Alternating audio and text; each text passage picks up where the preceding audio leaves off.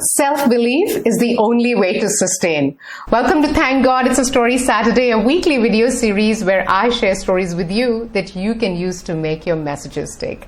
Now, I love stories, but that you know already. But maybe what you don't know is that I also love running. And it is that love for running that made me buy this book called Finding Gobi a few years ago, which is about a runner. And the story today I want to share with you is from this book.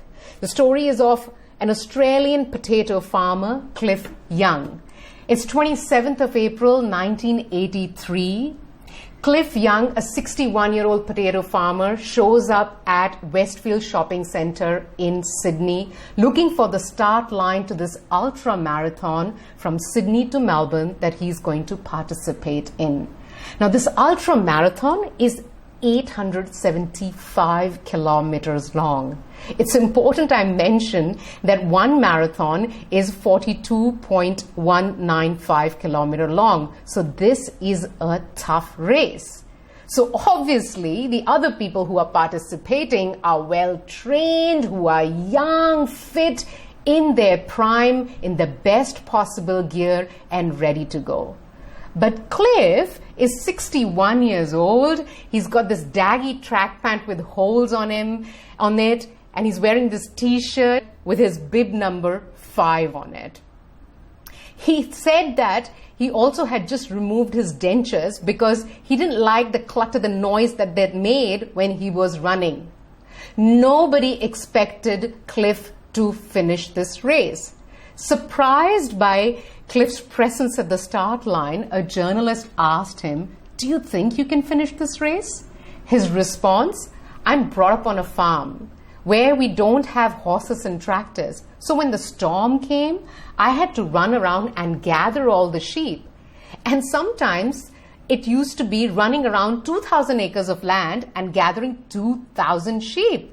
It would sometimes take me 2 to 3 days to do that, but I would be able to do it. I think I can finish this race." As the race started, Cliff started running. Probably not even running. He was shuffling, where he was running in this weird style where he would hardly lift up his foot from the ground.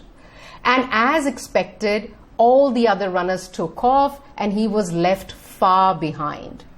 Other runners who were pros were pacing themselves really well and working on a well-known strategy of running for 18 hours and resting for 6 hours. But Cliff, when he stopped for the first time to take rest, his support team member was meant to wake him up at 5:30 a.m.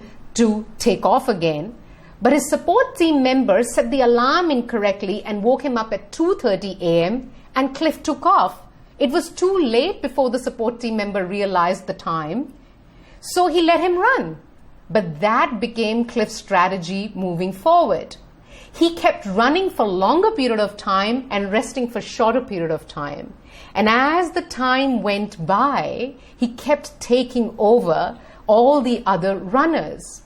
There's this wonderful footage of him where the journalists are asking him, "Think that you're going to make it all the way?" Oh, yeah, for sure. I'm going to run all night tonight, and I hope to finish tomorrow night. 5 days, 15 hours, 4 minutes later, on the 3rd of May at 1:34 a.m., Cliff finishes the race first. He breaks records and he leaves everybody else behind unexpectedly. So what's the point of this story? The point of this story is self-belief is the only way to sustain.